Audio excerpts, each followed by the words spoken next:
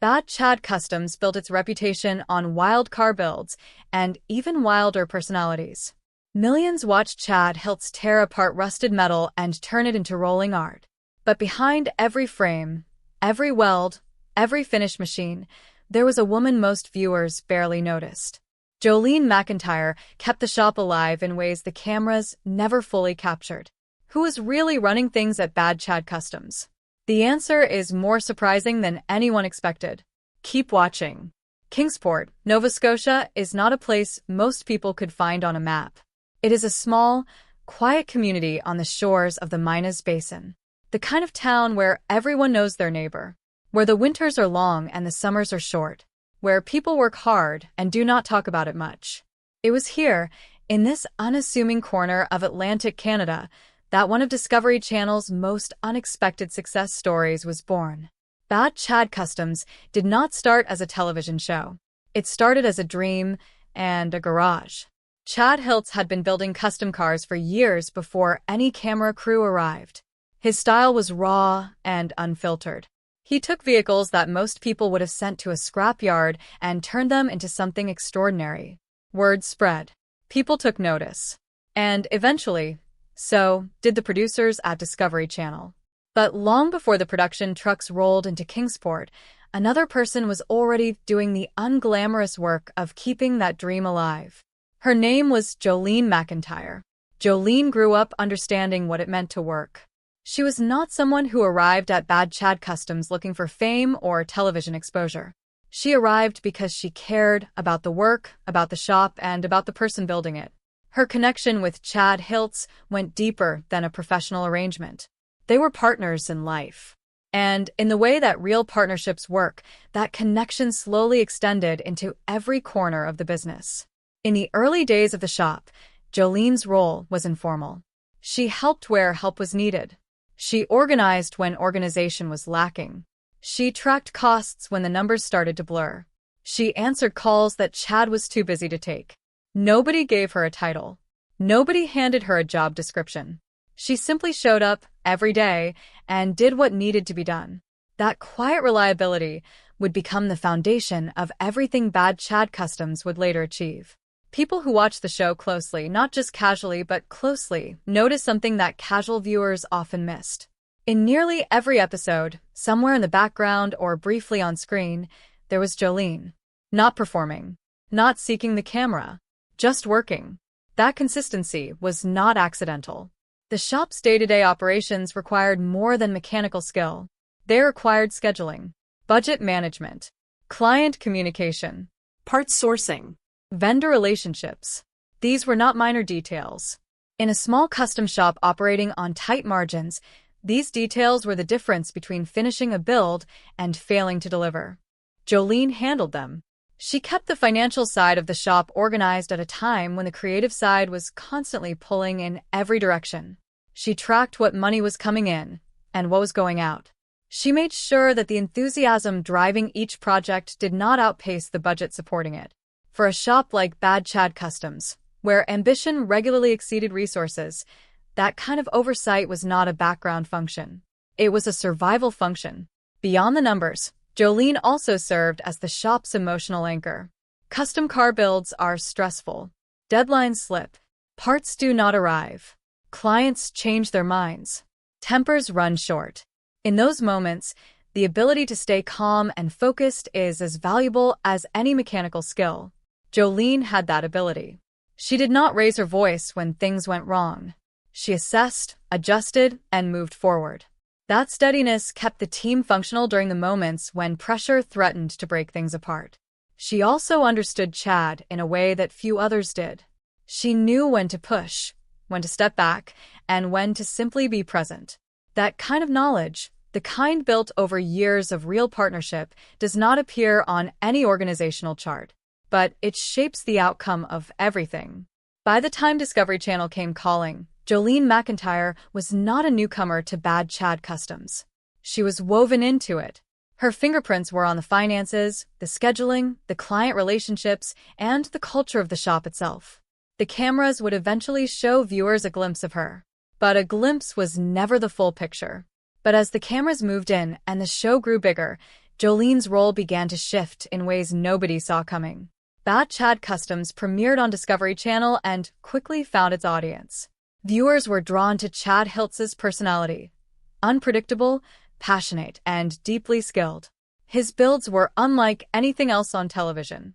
He worked with unusual materials, chased wild concepts, and somehow made it all come together. The show had energy that felt real because in many ways it was. Fans tuned in from across North America and beyond. The comment sections filled up. The social media pages grew. A small shop in rural Nova Scotia had become, against all odds, a television phenomenon. But television brings its own kind of pressure.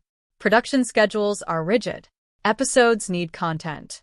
Storylines need tension. Cameras need moments.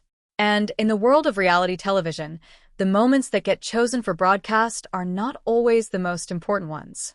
They're the most watchable ones. That distinction would quietly shape how Jolene McIntyre's story was told, and how much of it was left untold. On screen, Jolene appeared regularly. She was present in scenes, visible in the shop, and occasionally featured in direct moments with Chad or the team. To a casual viewer, she seemed like a supporting presence. A familiar face in the background of someone else's story.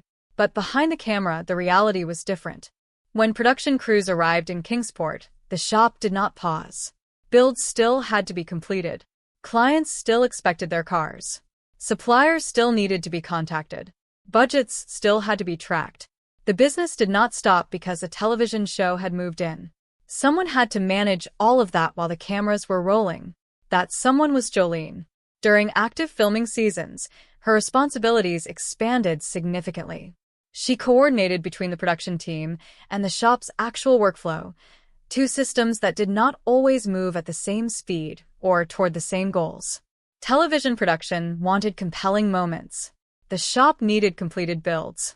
Bridging that gap required patience, diplomacy, and an ability to hold multiple priorities at once. Jolene held them. She communicated with clients who were now, in some cases, also television participants. She managed their expectations. She reassured them when builds fell behind schedule because a filming day had consumed the afternoon. She kept those relationships intact when they could easily have frayed. She also tracked budgets during a period when spending could spiral quickly. Television builds sometimes required additional materials or modifications that a standard client job would not. Keeping the shop financially stable while accommodating production demands was a balancing act that required constant attention. Few people watching the show at home had any idea this was happening. The editing process of reality television is selective by nature. Hours of footage are compressed into minutes. What ends up on screen reflects the story the production team wants to tell. In the case of Bad Chad Customs, that story was built around Chad's creative vision and the drama of the builds themselves. Jolene's work, organizing, managing, communicating, budgeting, did not make for dramatic television. It made for a functioning business. But those are not the same thing, and television knows which one draws viewers. Over time, a pattern became clear to those paying attention. The more the show grew, the more visible the gap became between what the cameras captured and what Jolene was actually contributing. Her screen time remained relatively limited compared to her actual footprint in the shop's operations.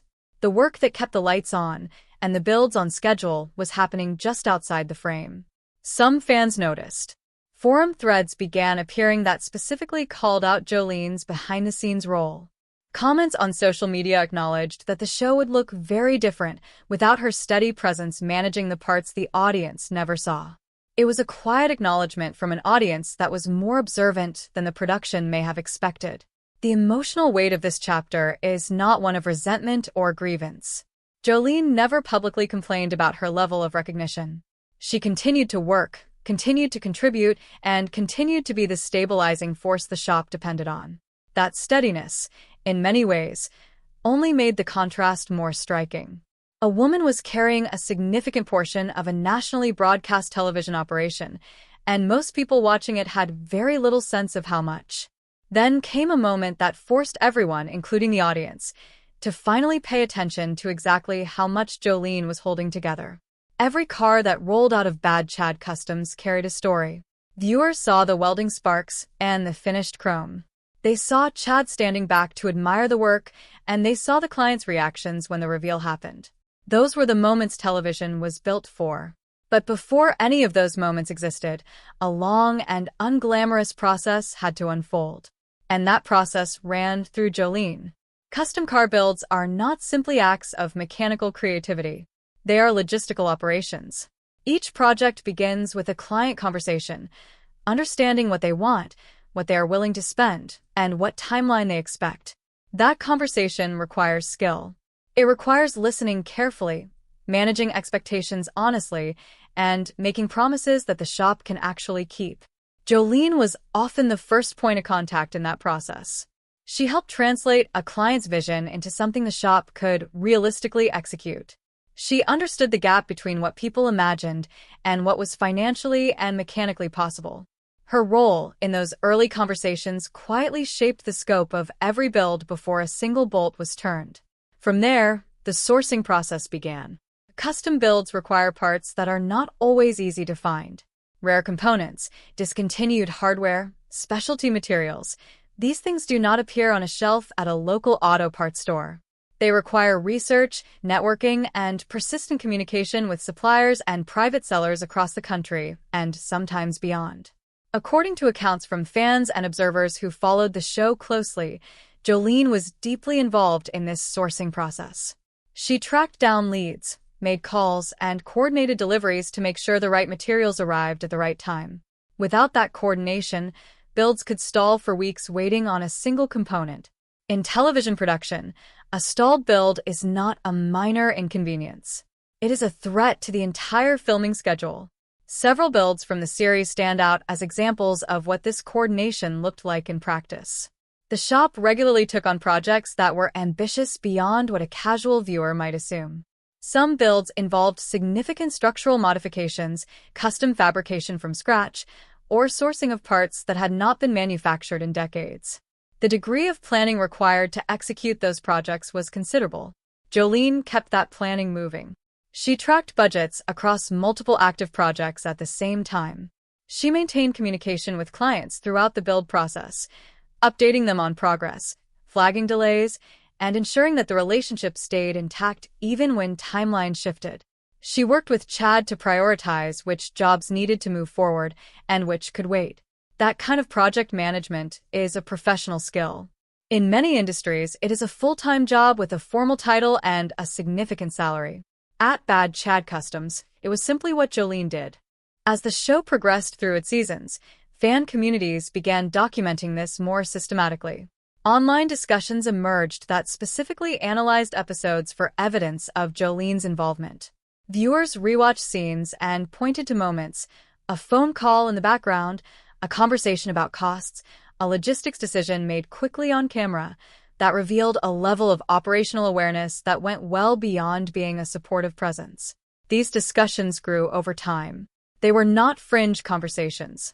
They appeared across multiple platforms and reflected a genuine reassessment of what the audience had been watching. The show had given viewers a story about one person's creative genius. The audience, looking more carefully, was beginning to see a story about two people's shared labor: creativity and logistics, vision and execution. Chad and Jolene. Neither side of that equation worked without the other. But only one side had been fully visible. The emotional tone of this recognition was not angry or accusatory. It was more like the feeling of finally understanding something you had been looking at for years without quite seeing it. That feeling would deepen considerably in the period that followed. But the build that would define Jolene's legacy most sharply had nothing to do with metal or chrome. It had to do with survival. There are moments in any business when the foundation is truly tested, not by a difficult client or a complicated build. Not by a missed deadline or a budget shortfall, but by something deeper, something personal, something that strips away all the production schedules and camera angles and leaves only the question of what holds when everything else gives way. For Bad Chad Customs, that moment arrived when Chad Hiltz faced serious health challenges. The exact details of Chad's medical situation became known to the public through social media posts and commentary from those close to the shop. Chad was open about the fact that he was dealing with significant health issues, the kind that required real attention and genuine rest. For a man whose identity was built around constant work and creative output, that was not an easy reality to accept. For the shop, it created an immediate and serious problem. Bad Chad Customs was not a large corporation with a management team that could absorb the absence of its central figure. It was a small, personality-driven operation in a small town. Chad's presence was not just important, it was, in many ways, the product itself. The show was built around him. The brand carried his name. The clients came because of his reputation. When that presence was suddenly limited, the question of what would happen next was a real one. The answer came from Jolene. She did not make an announcement. She did not seek attention for what she was doing. She simply stepped into the space that had opened and filled it. Her operational role expanded in ways that went beyond anything that had come before. She became the primary communicator between the shop and the production team during a period when Chad's participation in filming was limited. She managed the client relationships that had been built over years and worked to ensure that people with active builds felt informed and supported. She made decisions. Real decisions, the kind that determined whether the business kept its commitments or failed to meet them. That is a different kind of responsibility than managing a schedule or tracking a budget. It is the responsibility of someone who has fully accepted that the operation depends on her. That if she steps back, things fall apart. Jolene did not step back. According to social media posts and public updates from that period, the shop continued to function. Projects moved forward. Communications were maintained. The external face of Bad Chad Customs remained stable even as the internal reality was deeply uncertain. For anyone who had been watching carefully, this period removed all remaining ambiguity about Jolene's role. She was not a supporting character. She was not a background presence. She was, in the most practical sense of the word, a co-leader of the operation, and during this chapter of the shop's history, she was carrying a weight that most people in her position would have found overwhelming. The emotional reality of that period is difficult to fully capture from the outside. Running a business under public scrutiny is hard. Running it while also supporting a partner through a health crisis is something different entirely. The two demands pull in different directions. The business needs decisions and forward motion. A person in medical difficulty needs patience and presence. Jolene navigated both simultaneously. There is a particular kind of strength that does not announce itself. It does not appear in highlight reels or press releases. It shows up in the fact that things are still standing when they easily could have fallen. It shows up in the continuation of work that no one outside the room fully understands. That was the strength Jolene demonstrated during this period. The fans who had already been paying attention responded with recognition. Comments and posts expressing appreciation for Jolene's role multiplied during this time. People who had always sensed that her contribution was larger than the cameras showed now had a clearer picture of just how large it truly was. The shop survived the crisis. Chad recovered. The builds continued.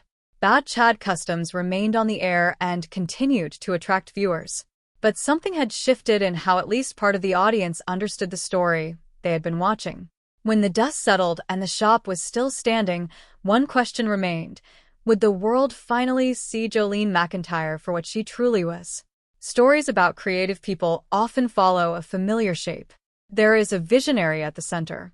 There are obstacles. There is a breakthrough. And then there is recognition. The audience cheers for the person they can see most clearly, the one whose name is on the door. But real stories are rarely that simple. Behind most great achievements, there are people whose names are not on the door. People who showed up every day, solved problems that nobody filmed, and kept the machinery running while the spotlight pointed somewhere else. Their absence from the highlight reel does not diminish what they built. It just makes it easier to overlook. Jolene McIntyre's story is, in many ways, the story of one of those people. Over the course of Bad Chad Customs' run on Discovery Channel, audience perception of Jolene changed. In the early seasons, many viewers saw her as Chad's partner, present, supportive, and likable, but secondary. As the show continued, and as more fans began analyzing what they were watching, that perception began to evolve. Forum discussions, YouTube commentary, and social media threads gradually built a more complete picture of her contributions. By the time the show had run several seasons, a significant portion of the fan base understood something that the production had never explicitly stated. Jolene McIntyre was a co-architect of everything Bad Chad Customs had become.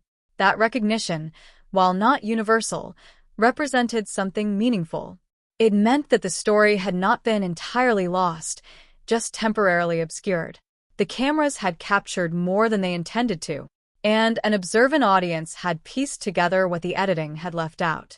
Jolene's story also connects to something larger than one shop in one small town. Women have always worked in the automotive and trades industries. They have managed businesses, handled finances, organized logistics, and supported the operational side of creative and mechanical work. But they have not always received credit proportional to their contribution. The pattern is familiar across many industries. The person with the most visible, dramatic role attracts the recognition, while the person managing the systems that make that role possible works in relative obscurity. Bad Chad Customs is an unusually well-documented example of this pattern, precisely because the cameras were present. Every episode contained fragments of evidence. Jolene on the phone. Jolene reviewing paperwork. Jolene in conversation about costs or timing or client expectations. The documentation existed. It just required an audience willing to look at it differently. That shift in perspective from background to essential is what makes her story worth telling in full. The show's legacy is complex, as most reality television legacies are. It gave viewers something genuine, a real shop, real builds, real personalities. It brought attention to the custom car world in a way that celebrated craft and creativity. And it introduced millions of viewers to a community in Nova Scotia that most of them would never have encountered otherwise. But it also told an incomplete story, not through malice, but through the natural selective pressure of television production. The most visually compelling elements rose to the surface. The essential but unglamorous work stayed underneath. Jolene's ongoing role at Bad Chad Customs, based on available public information, has continued to reflect the same steady commitment that defined her involvement from the beginning. She has remained part of the operation, not as a celebrity, not as a television personality seeking her own spotlight, but as someone who genuinely cares about the work and the people doing it. That consistency is perhaps the most telling detail of all. Fame did not change her approach. Recognition, when it came from fans and online communities, did not alter how she showed up to work. The cameras and the viewers and the television contracts were always secondary to the actual job. There is something worth sitting with in that. In an era when visibility often seems to be the point, when the platform is the goal and the work is just content, Jolene McIntyre's story offers a different example. The work was always the point. The visibility was incidental. Great businesses, like great stories, are rarely built by one person. They are built by the person in front of the camera and the person off to the side, making sure the camera has something worth filming. At Bad Chad Customs, the person off to the side had a name. And now you know it. Some stories are told through the loudest voice in the room. But the most important ones, the ones that hold everything together, are almost always told in silence. Jolene McIntyre never asked for this recognition. She did not write a book about her contributions. She did not give interviews demanding credit. She showed up, did the work, and let the results speak quietly over time. But the results did speak. And for those who listened carefully, who watched the show not just for the builds, but for the full picture behind them, her story became impossible to ignore. Bad Chad Customs was built on talent, passion, and an extraordinary ability to turn scrap into something beautiful. That is Chad Hiltz's gift, and it is a real one. But the shop that housed that gift, the operation that sustained it, the business that carried it to a national audience, that was built by two people. One of them had his name on the sign. The other one made sure the lights stayed on. If this story made you think differently about the people working behind the scenes of something great, consider subscribing to the channel. There are many more stories like this one waiting to be told.